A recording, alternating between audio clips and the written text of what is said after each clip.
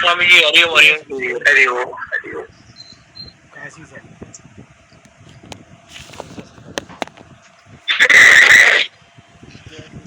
ओम सहना भवतु सहनो भुनक्तु सह वीर्यं करवावहै तेजस्विनावधीतमस्तु मा विद्विषावहै।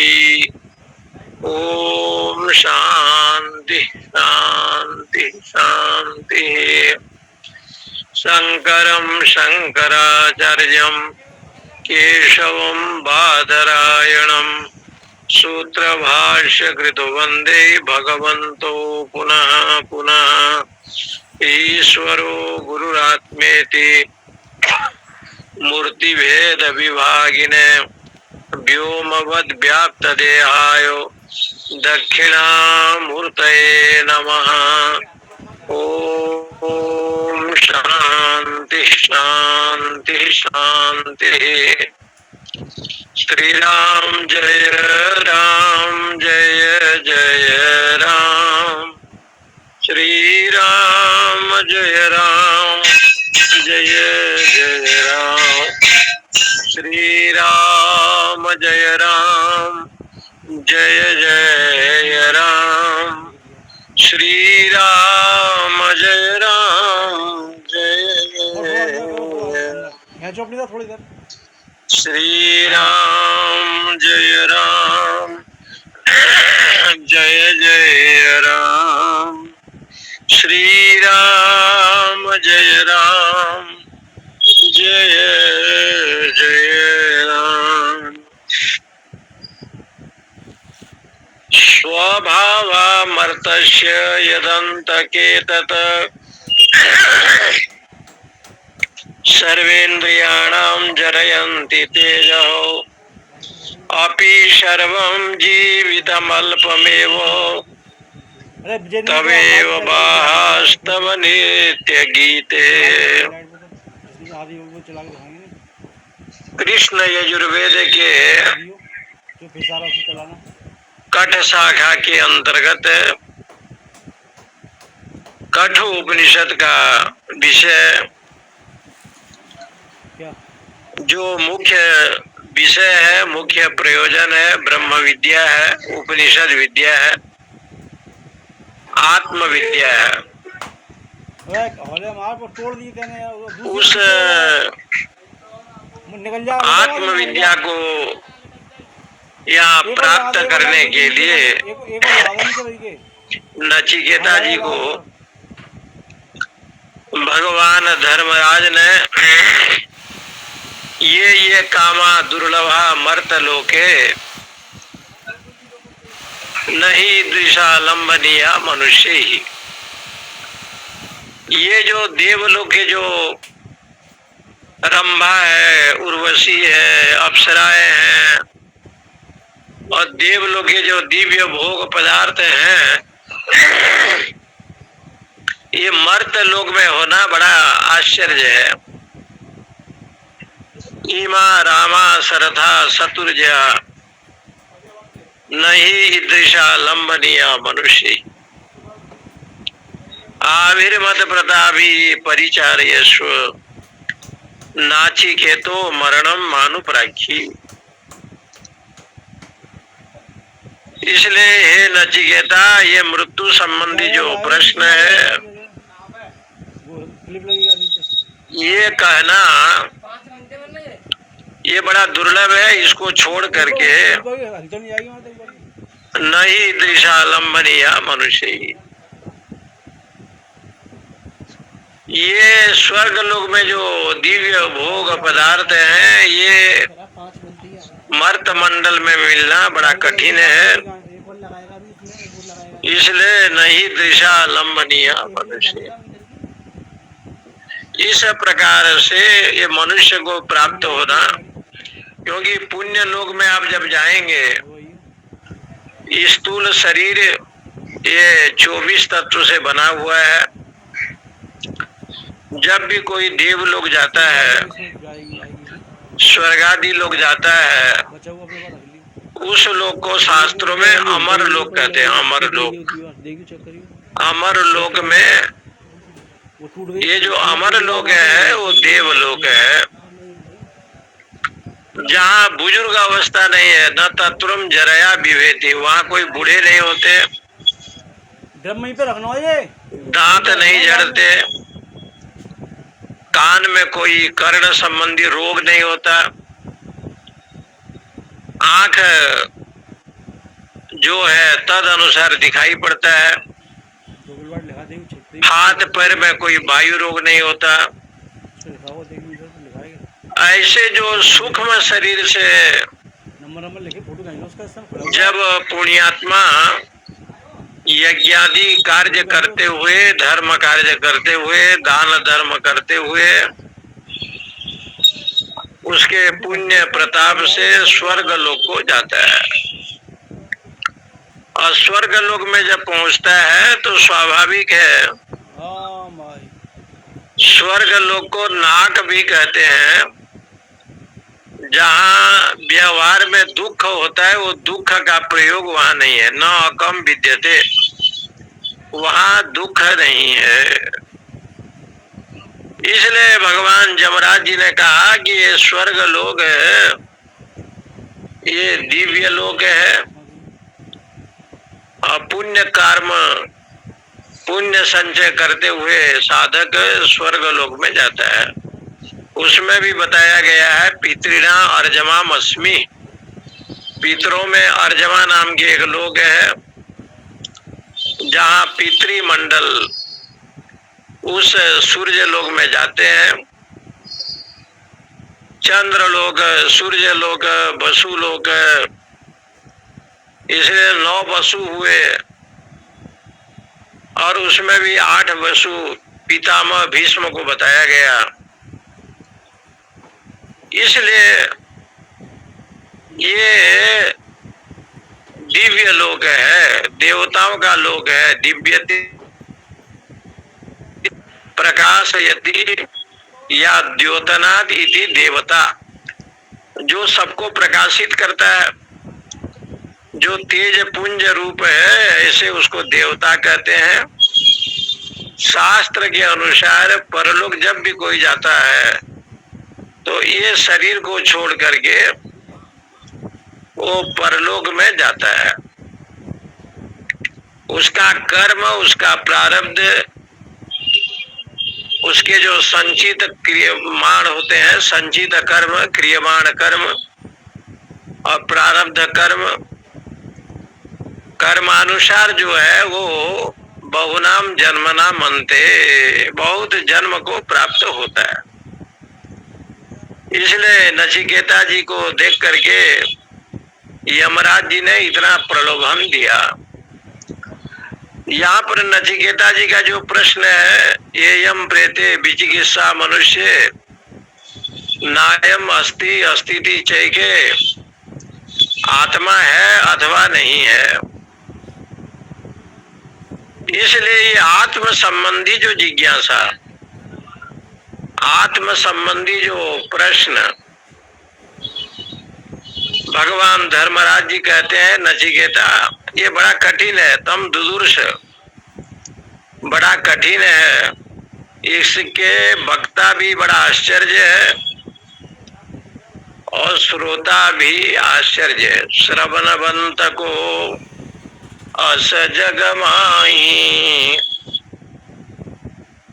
स्वामी दिव्य कथा, भगवान की लीला, भगवान के नाम स्मरण, सत्संग, स्वाध्याय, वेदांत का चिंतन, ये तो अपने आप में हरति सर्व पापानि, करोड़ों अनंत जन्मों का पाप को हरिस्मरण नाश कर देते हैं। भगवान का स्मरण करे तो नाश हो जाता है। कलियुग का केवल नाम आधारा, और सुमिर सुमिर नर उतर नहीं पा रहा। ये कलियुग की महिमा है कि यहाँ पर महामना परीक्षित भागवत कथा के श्रवण के द्वारा मोक्ष को प्राप्त हुआ। उद्धव जी को जो थोड़ा अभिमान था गोपियों के संग से, गोकुल में जाकर के उसका खंडित हुआ। जमुना जी के तट पर ये जो बृहस्पति के शिष्य उद्धव 4 दिन के लिए गए गोकुल में, और कम से कम चतुर्मास करने के बाद जो है ना वहां लौटे। गोपी और गोपाल, नंद बाबा जसोदा जी का जो संग मिला उसमें इतना द्रवीभूत हुए। वंदे नंद ब्रज स्त्रीणाम पाद रेणुम अभिघ्नस यासाम हरिकथोद्गीतम पुनाति भुवनत्रयम्। ब्रह्मा जी ने, उद्धव जी ने गोकुल को प्रणाम किया, उस जमुना जी के धूल को, उस जमुना जी के रेत को वंदन किया। इसलिए कहते हैं अकुरह तो भी वंदन है। अरे आज कुछ दिखे वहाँ पे? तो देखो जी, हमारे यही बात को हमेशा सिद्ध करते हैं, यस्य स्मरण मात्रेण वंदनात् विमुच्यते नमस्तस्मै विष्णवे प्रभु विष्णवे। जिन जन्म के पाप का नाश हो जाता है, ऐसा जो भगवान के चरणारविंद जो आत्म तत्व है यहाँ गहन है। नचिकेता जी ने कहा स्वभाव यद अंतः पूछे ना जी। सर्वे इंद्रियाणाम जरयन्ति तेजः अपि सर्वं जीवितम अल्पमेव पहले फोटो तमेव बाहास्तव नृत्यगीते। एवं प्रलोभ्यमानो अपि नचिकेता हाथ पे काला काला क्या देखते थे? महाहृदवद अक्षुभ्य आह। भगवान शंकराचार्य कहते हैं कि यमराज के प्रलोभन को सुनकर नचिकेता ऐसे स्थिर हैं जैसे महान समुद्र है, और वहाँ छोटे छोटे तरंगे आ रहे हैं। समुद्र अपने आप में स्थिर है। इसलिए ब्रह्म ज्ञान के जिज्ञासु, आत्म तत्व के जिज्ञासु नचिकेता ने कहा स्वभावा मर्तस्य। स्व शब्द का अर्थ संस्कृत में होता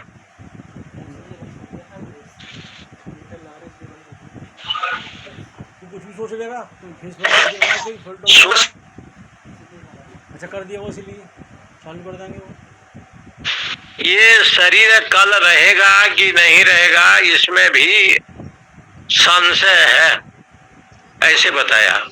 स्वभावा, जिस विषय भोग हंसी को बता दी, सारा को दे देगी, 10 पीस कर लाएगा संसार है, ये कल रहेंगे कि नहीं रहेंगे ये भी संशय है। ये जितने भोग है कल रहेगा कि नहीं रहेगा, इसलिए स्वभावा मर्तस्य। मर्तस्य माने ये मरण धर्म, जिनका जन्म मृत्यु नश्वर ये पदार्थ है, ये सब कल रहेंगे कि नहीं रहेंगे। स्वभावा स्वभविष्यन्ति न भविष्यन्ति वा इति संदेहमान एव येषां भावो। ये कल तक रहेंगे अथवा नहीं रहेंगे ये संशय है। भाव शब्द का अर्थ है आपका जो क्रिया है, भाव शब्द का अर्थ है जो कर्म है, अस्तित्व है, कल रहेगा रहेंगे अथवा नहीं रहेंगे ये संदेह है। इसलिए उसको कहते हैं स्वभावा। भोगानाम ते स्वभावा। इसलिए स्वभावा मर्तस्य यदंत यद अंतक एतत्, ये सबका नाश होने वाला है। यद अंतक एतत्, ये सब विनाशी पदार्थ हैं। इसलिए सर्वे इंद्रियाणाम जरयन्ति तेज। बहुत बड़ी बात कह दी। कि व्यक्ति का जब भोग विलास होता है तो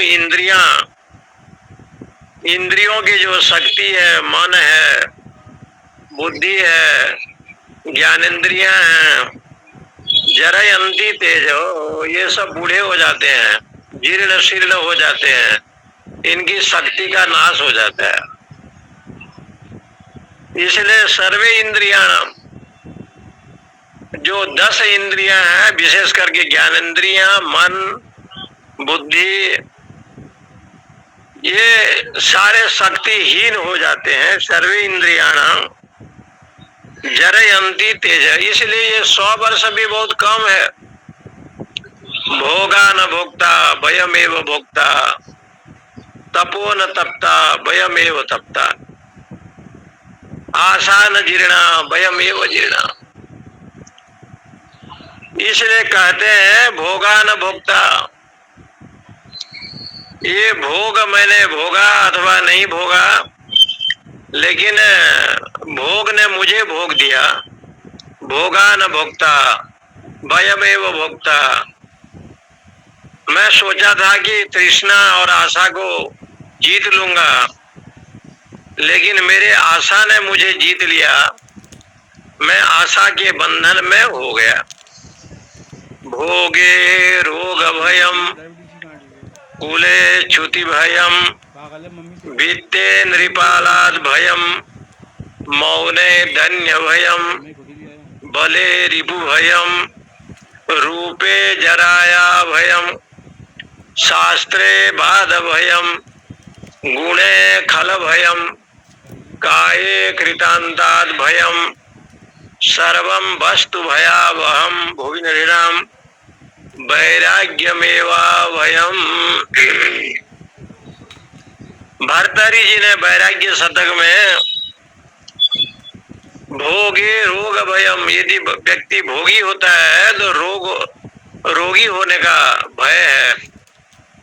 कुले च्युति भयम, अच्छे कुल में जन्म लिया है तो चरित्र का भय होता है। वित्ते नृपालाद भयम, बहुत धनाढ्य है तो राजा का डर है। मौने धन्य भयम, मौनी है तो जो निंदक लोग हैं, चुगलखोर लोग हैं, उनका डर होता है। मौने धन्य भयम, बले रिपु भयम, बहुत बलवान है तो शत्रु का डर होता है। रूपे जराया भयम, और बहुत सौंदर्य है तो वृद्धावस्था एक दिन आएगा, उसका भय होता है। शास्त्रे वाद भयम, यदि बहुत विद्वान है तो वाद विवाद का भय है। शास्त्रे वाद भय, गुणे खल भयम, और बहुत गुणवान है तो खलों का डर होता है। जो लोग निंदक करते हैं, निंदा करने वाले हैं। गुणे खल भयम, काये कृतांताद भयम, बहुत सुंदर शरीर है तो एक दिन मृत्यु का भय है। इसलिए उन्होंने कहा कि संसार में सब कुछ ये भययुक्त है, एकमात्र अभय पद केवल है तो भगवान के चरणारविंद है। सर्वम वस्तु भयावहम भुवि नृणाम वैराग्यमेवा भयम, वैराग्य ही एक अभय है। वैराग्य का मतलब है कि भगवान के चरणारविंद में अनुराग हो जाना, प्रभु के चरणारविंद में समर्पण हो जाना, उनकी शरणागति में चले जाना, तब आप इंद्रियों को जीत पाएंगे। इंद्रियों को जीतना इतना सहज सरल नहीं बताया। यततो हपि कौन्तेय पुरुषस्य विपश्चितो इंद्रियाणि प्रमादीनि हरन्ति प्रसभम मन, तानि सर्वाणि संयम्य युक्त आसीत मत्परः बसे यस्य इंद्रियाणाम। क्योंकि हमेशा प्रयत्न करना चाहिए। यततो अपि कौन्तेय, मेधावी पुरुष हमेशा प्रयत्न करता है, पुरुषार्थ करता है। भजन साधन के ऊपर कभी जो है ना ये प्रमाद नहीं करता। इसलिए यहाँ पर कहते हैं यत तो अभिकोंते पुरुषस्य विपश्चित हरंती प्रसवम मन, ये इंद्रियां उसके मन को अपहरण कर लेती हैं। इसलिए सर्वे इंद्रियाणाम जरयंती तेजो, जितने भी इंद्रियों की शक्ति है, मन की शक्ति है, बुद्धि की शक्ति है, ये शक्ति तो तब मिलते हैं जब साधक ब्रह्मचर्य का पालन करता है, भजनानंदी होता है और साथ साथ में सात्विक क्रिया, सात्विक कर्म करता है, वेदोक्त धर्म का पालन करता है और तपस्या के द्वारा ये इंद्रियों में शक्ति प्राप्त होते हैं। इंद्रियों में शक्ति प्राप्त होते हैं। इंद्रियों की जो शक्ति है, मन की जो शक्ति है, इसलिए कहा अपि सर्वम जीवितम अल्पमेव, ये सारा जीवन बहुत थोड़ा है।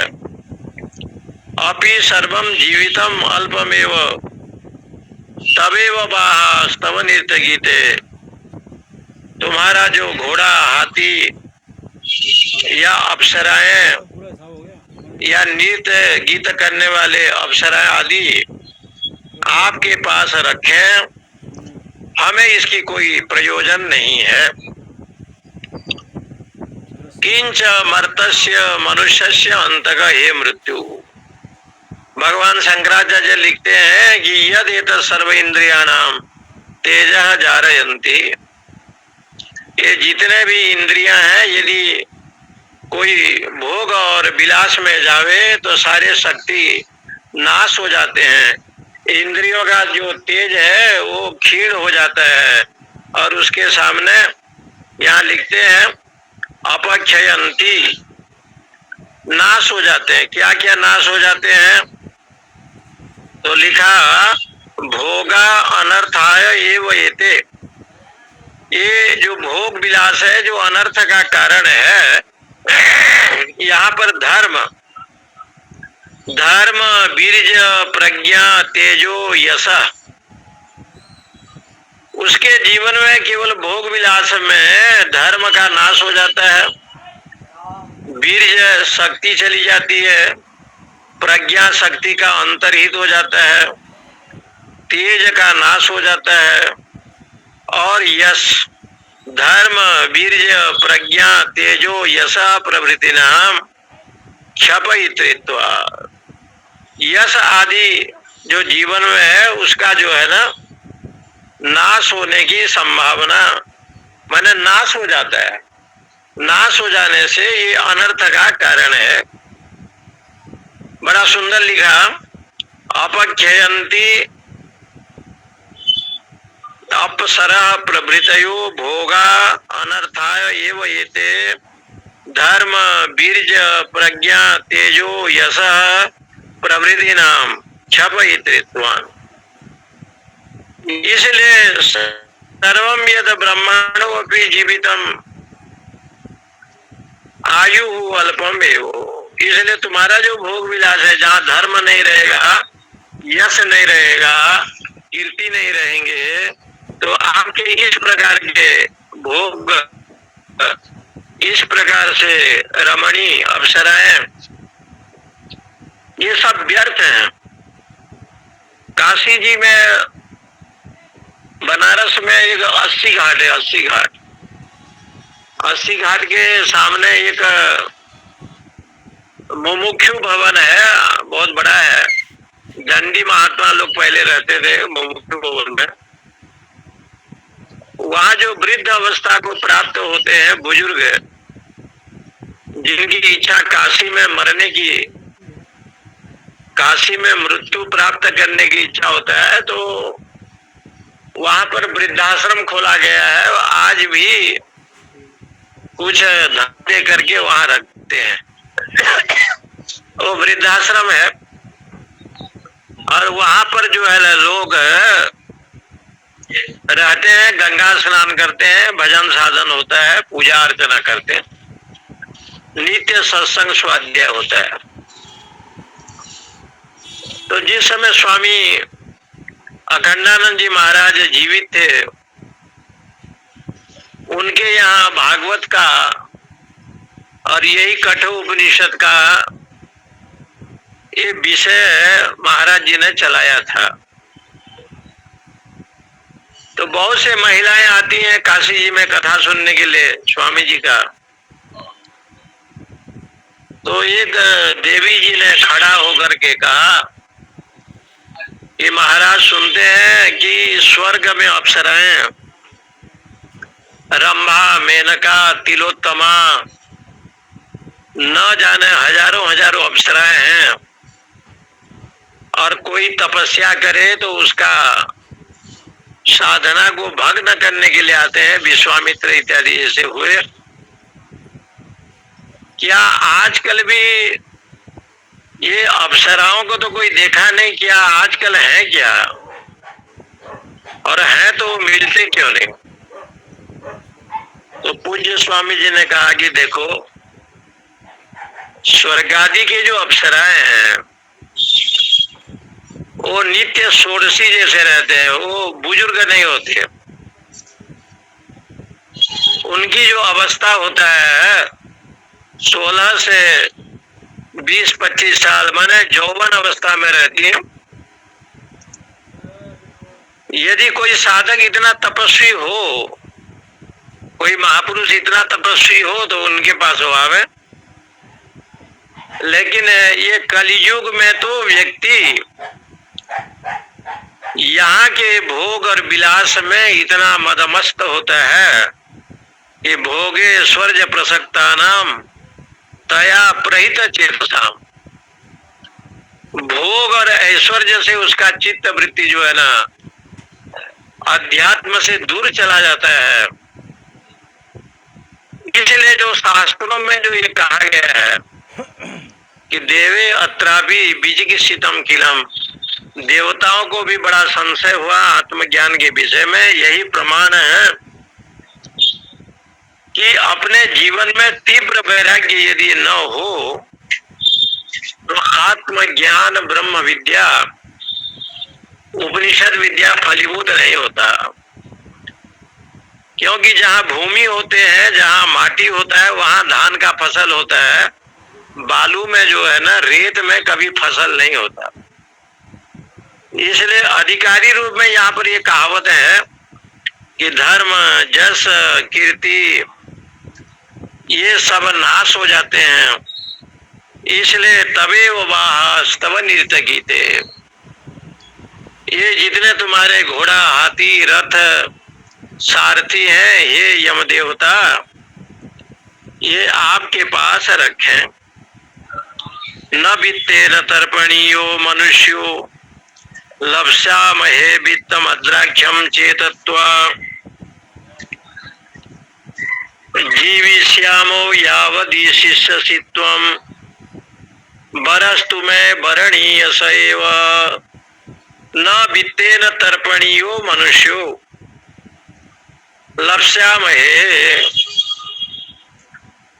वित्तम अद्राक्षम चेतत्वा जीविष्यामो यावद इष्यसि त्वं वरः तु में वरणीय सैव। यमराज जी ने कहा था कि 100 वर्ष तक आयु ले लें, अब भूमंडल की तुम जो है सम्राट बन करके आनंद से रहो। तो नचिकेता जी कहते हैं न वित्ते न तर्पणीयो मनुष्य। तर्पणीय शब्द का अर्थ है तृप्त होना, त्रिप धातु का रूप है, तर्पणीय शब्द बना अनियर प्रत्यय होकर के, से अनियर प्रत्यय होकर के शब्द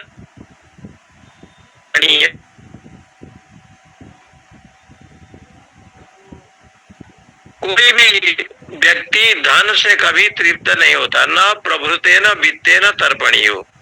मनुष्य, कोई भी मनुष्य हो, जीव हो, धन से वो कहे कि मुझे परम शांति मिल गया, आनंद मिल गया, सुख मिल गया, इसलिए कहते हैं कि ये संभव नहीं है। लप्स्यामहे, लप्सामय का संबंध है न लप्सामहे, वो धन से तृप्त नहीं हो सकता। वित्तम, इतना भी धन हो, अद्राख्यम चेत्वा, यदि आप जम पद पर हैं तो आप जब तक हैं तब तक धन संपत्ति की, मान सम्मान की कोई कमी नहीं होगा। जीवी श्यामो यावद, हम अपने आप आनंद से, आपके अनुग्रह से जीवित रहेंगे, धन भी पालेंगे। यावद ईष्यसि त्वम, जब तक आप शासन करेंगे तब। इसलिए ये जो विषय है, मुझे कोई वरदान के रूप में मांगने की इच्छा नहीं है। ये हमारा निवेदन है, प्रार्थना है। न प्रवृत्ते न वित्ते न तर्पणियो मनुष्य, न ही लोके वित्त सजित तृप्तिकारो दृष्ट। इसलिए धन की 3 गति बताया है जी, धन की 3 गति। धनस्य त्रेधा गति, पहला गति है दान, दूसरा गति है नाश, तीसरा है भोग। यदि परमात्मा ने धन दिया है तो सत्पात्र में, सत्कर्म में दान देवे। और यदि दान नहीं देता है, लोग जाते हैं जैसे अन्न क्षेत्र में दिया, साधु संत के प्रसादी के लिए दिया, साधु ब्राह्मण गौ सेवा के लिए दिया, तो यथाशक्ति अन्न दान देने की व्यवस्था ऐसे बताया गया है। दान देने की परंपरा तो असुरों में भी रही। जरासंध दान देता था, कर्ण भी दान देते थे। ऐसे भी लिखा है कि बड़े बड़े असुर लोग, बलि महाराजा भी दान देते थे। दान कर्म एक ऐसे विधान है जिसमें राजा हरिश्चंद्र, नल राजा, शिवी, दधीची, ये बड़े बड़े जो महापुरुष लोग हुए हैं। इसलिए दान देना चाहिए। कैसे दान देना चाहिए? तो लिखा है कि भाई धर्मे तत्परता, मुखे मधुरता, धर्म कार्य में, भक्ति कार्य में तो दान कर्म करना चाहिए। दान स्वरूप भगवान है। इसलिए हम लोग जब भी ये मंगलाचरण करते हैं, श्रीमन नारायण नारायण नारायण जब बोलते हैं, तो उस समय ये पढ़ा जाता है कि सब कुछ ही नारायण है। इसलिए यहाँ पर दान कर्म जो दिया गया है, और शास्त्रों में ऐसे भी बताया, जो भगवान को भोग लगता है उसका दान करे, जो भगवान को भोग नहीं लगता है उसका दान न करे। उसको दान नहीं करते। अंडा, मांस, मछली, लहसुन, प्याज, जो अमृत के पदार्थ है, जो अशुद्ध है, जो रजगुणी तमगुणी है, ऐसे। इसलिए एक परंपरा रही कि दान सतपात्र में हमेशा देना चाहिए। पत्रम पुष्पम फलम तोयम यो में भक्त्या प्रयच्छति। और यदि दान नहीं देता है तो नाश या भोग ये संभव है। तो यहाँ पर दान अर्थ में ये कह रहे हैं, वरस्तु में वर्णीय सएव। इसलिए नहीं लोगे वित्त लाभ कस्यचित् तृप्तिकारो दृष्ट। नचिकेता जी ने कहा कि धन की प्राप्ति में कोई संतुष्ट नहीं हुआ। कितना भी धन हो, न कस्यचित् तृप्तिकरो दृष्ट यदि नाम अस्माकम। इसलिए यदि आप देना चाहते हैं तो उपनिषद में 2 धन बताया है, अध्यात्म धन और लौकिक धन। लोक संबंधी जो धन है व्यवहार में, ये लोक संबंधी धन है। और अध्यात्म जो धन है वो सत्संग है, स्वाध्याय, नित्य ब्रह्म चिंतन है, तत्चिंतनम तत्कथनम अन्यो अन्य प्रबोधनम। लेकिन यहाँ जो धन की बात आई है, न वित्ते न तर्पणियो मनुष्यो, बहुत बड़ी बात कही है। दृष्टवंतो वयम चेत्वाम, इसलिए जीविष्यामि एव तवेव जीविष्यामो यावत याम्ये पदे त्वम। इसलिए हमारा कोई इच्छा नहीं है, जब तक आप याम पद पर हैं तब तक हमको कोई चिंता नहीं है। फिर नचिकेता जी ने फिर कहा, अजिर्यताम अमृता नाम उपेत्य जिर्यन मर्त्य क्वदस्त प्रजानन अभिध्यायन वर्णरति प्रमोदा नाति दीर्घे जीविते कोरमेतो। यहाँ पर धन की निंदा धनस्य त्रेधा गति कह करके दान अर्थ में, नाश अर्थ में और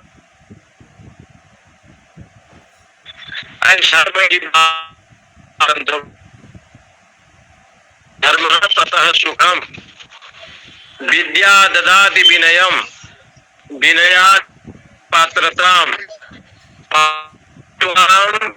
धन आपनोति धना धर्म तथा सुखम। ये चाणक्य जी ने बड़े अद्भुत बात कही कि विद्या ददाति विनयम, यदि आप विद्वान है तो नम्रता विनय आएगा। विद्या ददाति विनयम विनयाद याति पात्रताम, विनय आ जाए तो सबको करना एक मंत्र है। तजित कठोर, स्वयं जो है ना कबीर साहब ने कहा है। इसलिए बार बार शास्त्रों में विनय की व्याख्या की गई है। विद्या विनय संपन्ने ब्राह्मणे गवि हस्तिनी सुनी चैव स्वपाके च पंडिता समदर्शिता। इसलिए विनय शब्द का अर्थ होता है कि जैसे आम्र का फल लगा, जैसे झुक जाता है। विद्वान उसी को कहते हैं जो होता है। इसलिए यहाँ पर महापुरुष लोग जितने भी होते हैं वो नम्रता के धनी होते हैं, विनय के धनी होते हैं। इसलिए यहाँ पर ये लिखते हैं कि विद्या ददाति विनयम विनयाद याति पात्रताम पात्रत्वाम धनम आपनोति। जब जीवन में पात्रता आ जावे, और ऐसे पात्रता आवे, न जुआ खेलता है, न नशा का पान करता है, सदुपयोग करता है, सात्विक कर्म करता है, तो भगवान उसको धन प्रदान करते हैं।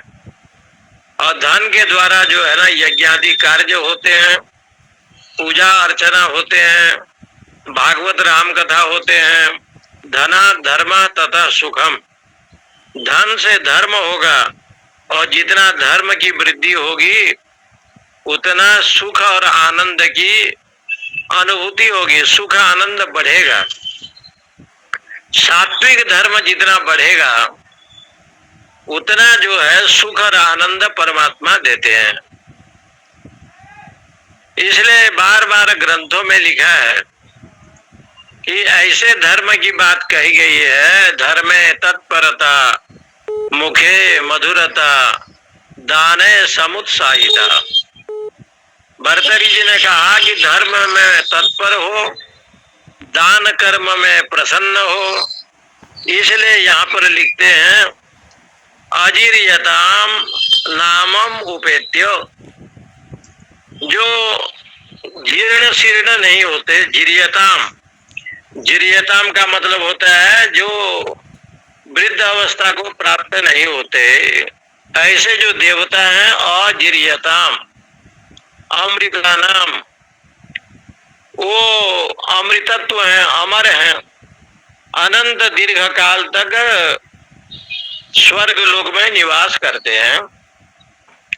लेकिन अमृता नाम उपेत्यो, लेकिन वो लोग भी तो ये पृथ्वी पर आते हैं, जितने भी देवी देवता हैं सब लोग भोग ग्रहण करते हैं, सबकी पूजा होती है, गणेश जी की, दुर्गा जी की, शंकर जी की, विष्णु भगवान की, माता रानी की और देवी देवता की। कई लोगों की, सभी की अर्चना ये भारतवर्ष में मर्त मंडल में लोग करते हैं, उनकी अर्चना करते हैं। वो भी तो इसलिए जिलियन मर्त्य कुधस्त प्रजन ग्रस्त है। और जराग्रस्त जो प्राणी, जो मनुष्य है, यदि विवेकी होगा तो संसार के शारीरिक वस्तु को, सांसारिक वस्तु को प्राप्त करना नहीं चाहेगा। क्वधस्त प्रजानन अविद्यायन, उसको प्राप्त करने का वर्णरति प्रमोदा।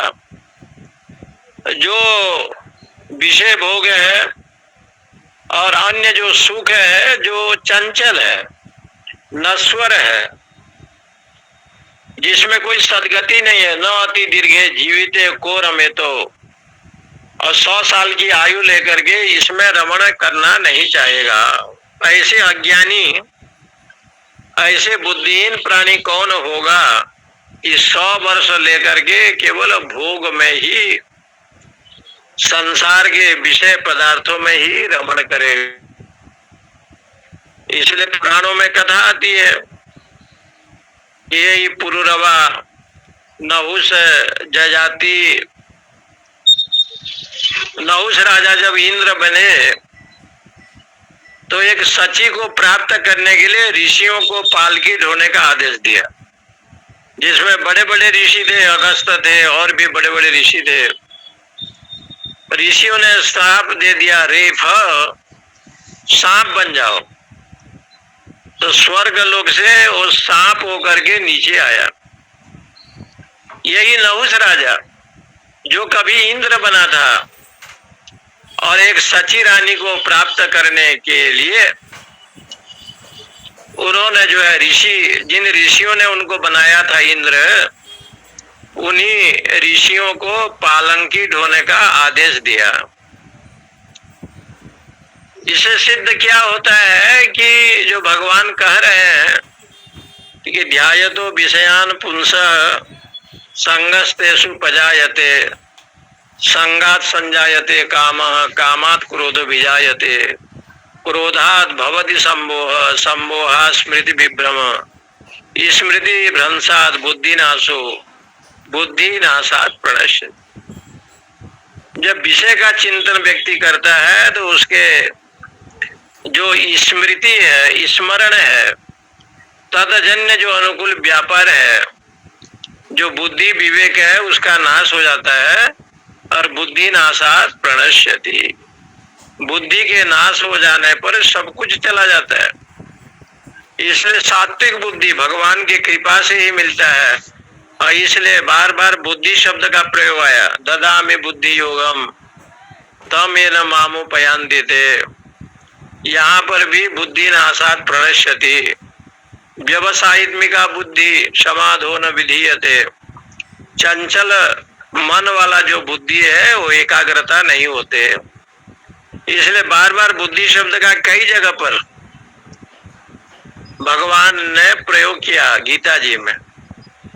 सर्वस्व बुद्धि रूपेण जनस्य हृदय संस्थिते स्वर्गाप परगदे देवी नारायणी नमस्तुते।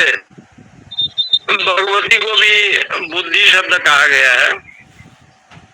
ऐसे बुद्धि है जो अध्यात्म बुद्धि, अध्यात्म ज्ञान विषयनी जो बुद्धि है वो माता रानी है। इसलिए बुद्धि शब्द का प्रयोग व्याकरण में भी स्त्रीलिंग में प्रयोग करते हैं, लेकिन बुद्धि का अर्थ है सर्व व्यवहार गुणो ज्ञानम बुद्धि। जितने भी व्यवहार है वो शुद्ध सात्विक व्यवहार को बुद्धि के रूप में कहा गया है। यहाँ पर यही शब्द की व्याख्या भगवान भाष्यकार ने लिखा, अजीर्यताम वयो हानि हानिम अप्राप्नुवान। देवता लोग जीर्णता को प्राप्त नहीं होते हैं और इसलिए उनको अमर कहते हैं। अमर होने के कारण से अमृता नाम, अमर मतलब वो अमृतत्व की प्राप्ति करते हैं, ये बात नहीं है। अमर माने दीर्घायु है। उत्कृष्टम प्रयोजनम अनंतरम। इसलिए वो देवता ये संसार में बताया गया है कि देवलोक में जो भोग भूमि है, जहां पर वेदांत का स्वाध्याय चिंतन नहीं होता, वेदांत का पठन पाठन नहीं होता, जहां पर वेदांत का सत्संग नहीं होता, उनको मोक्ष नहीं होता कहते हैं। इसका प्रमाण राजा परीक्षित की कथा में है। परीक्षित जी कथा सुनते थे, लेकिन देवता स्वयं वही आए और कथा सुनने के लिए भगवान सुखदेव से कहा। अनधिकारी समझ करके देवताओं को भागवत कथामृत का पान भगवान सुखदेव ने नहीं दिया। इससे सिद्ध होता है परीक्षित कथा वक्तुम सभायाम संस्थिते सुखे। ये देवता लोग भी जब तक कथा श्रवण नहीं करेंगे,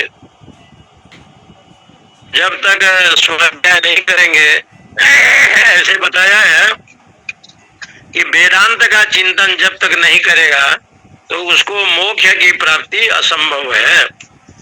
ये वेदांत परिभाषा में ये बताया है। न अति दीर्घे जीविते को रमे। तो इसलिए ये पृथ्वी में दीर्घायु होकर रहने की कोई इच्छा नहीं करेगा। परमात्मा के भजन, परमात्मा के स्वाध्याय, सत्संग, ये विषय जब तक नहीं होगा, तो यहाँ कहते हैं कि यस्मिनिदं विजिगिषन्ति मृत्यो यत् सांबराय महति ब्रूहि नस्तद योऽयं वरो गुणमनुप्रविष्टो नान्यं तस्मान् नचिकेता वृणीते। इसलिए नचिकेता जी ने कहा यस्मिन इदम बीची की संति मृत्यु, हे मृत्यु, हे धर्मराज, यस्मिन इदम, जिस आत्मज्ञान का लोग संशय करते हैं, बीजी की संति संशय करते हैं देवता भी, यत् सांबराय महति ब्रूहिनस्ततो। इसलिए वो विषय को मुझे भली भांति आप कहें इस संबंध में आत्मा अस्ति अथवा नास्ति, ये परलोक के विषय में सांपराय महति ब्रूहि नस्तत योयम वरो गूढ़म अनुप्रविष्टो। जिसको जान करके मैं मरण धर्मा न रहूं, गूढ़म अनुप्रविष्ट, जो बहुत गूढ़ है, छिपा हुआ है, अनुप्रविष्टो। इसलिए गूढ़ शब्द का प्रयोग किया गया। गूढ़ शब्द का अर्थ होता है गुह्य, गुह्य शब्द का अर्थ होता है गुफा। ईश्वर सर्वभूतानां हृदय देशे अर्जुन तिष्ठति। हृदय रूपी गुफा में छिपा हुआ है परमात्मा। इसलिए न अन्यम तस्मिन् नचिकेता वृणीते। ये जो नचिकेता है दूसरे वर नहीं चाहता और अन्य वर की कोई अपेक्षा नहीं है। इसके ऊपर भगवान भाष्यकार ने लिखा है यस्मिन् प्रेत इदम विचिकित्सन्ति अस्ति। परलोकगत जीव के विषय में जो संदेह है कि मृत्यु के बाद वो रहता है या नहीं, अस्ति नास्ति इत्येवं प्रकारम, हे मृत्यु सांपराय। सांपराय शब्द का अर्थ होता है परलोक विषय। ये जो परलोक है, इस प्रकार का जो विषय है, एक परलोक होता है, जीव वहां जाता है।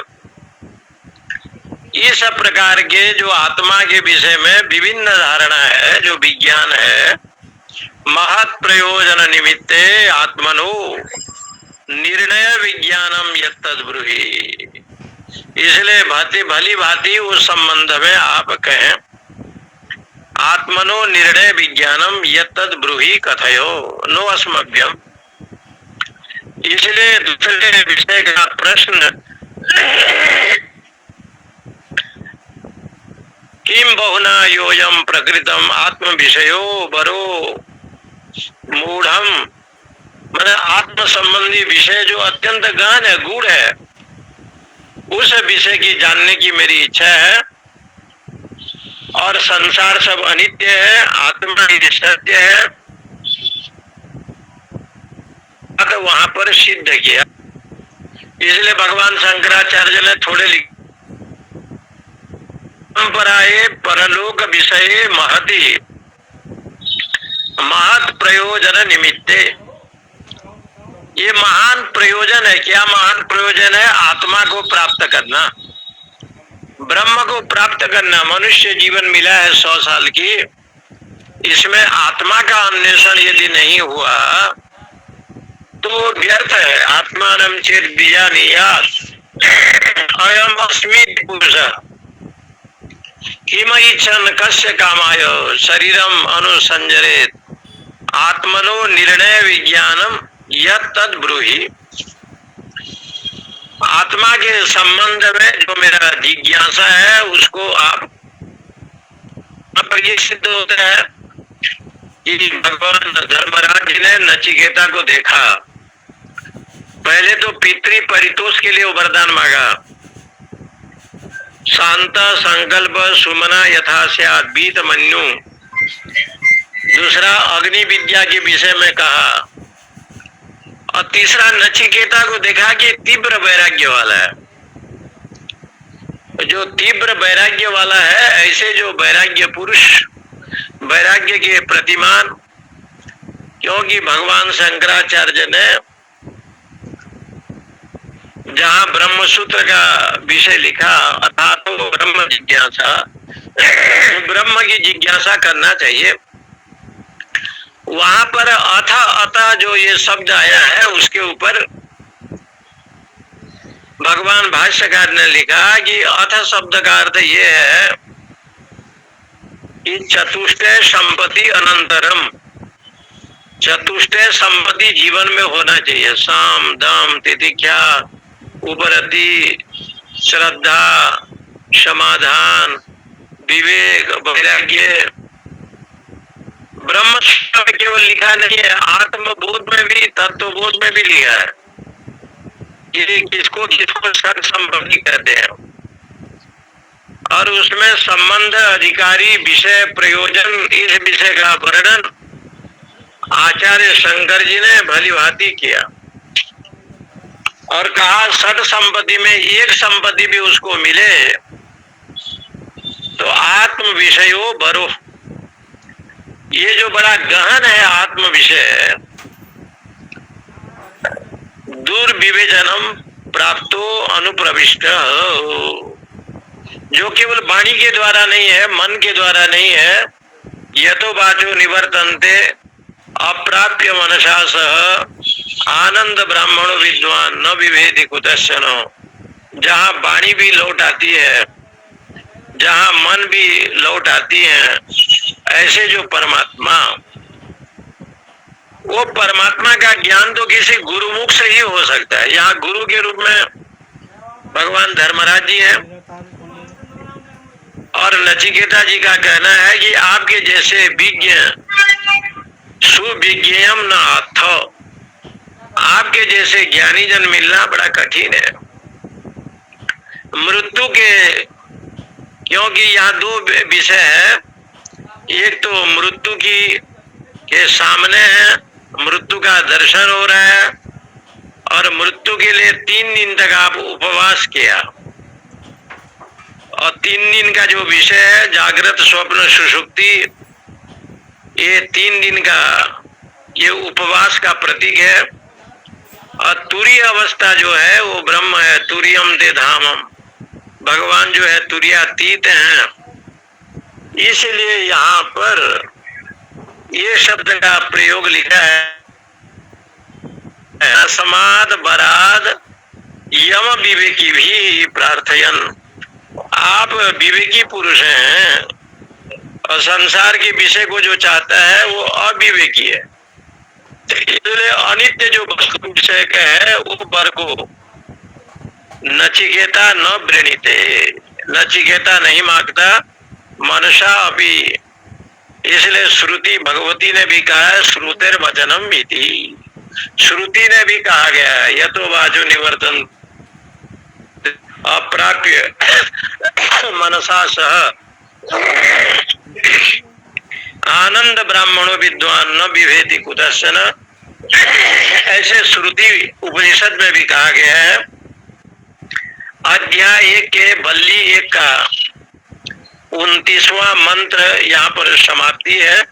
इति श्रीमद परमहंस परिव्राजकाचार्य गोविंद भगवत पूज्यपाद शिष्य श्रीमदाचार्य श्री शंकर भगवत कृतो कठोपनिषद भाष्य प्रथम अध्याय प्रथम बल्ली भाष्यम समाप्तम।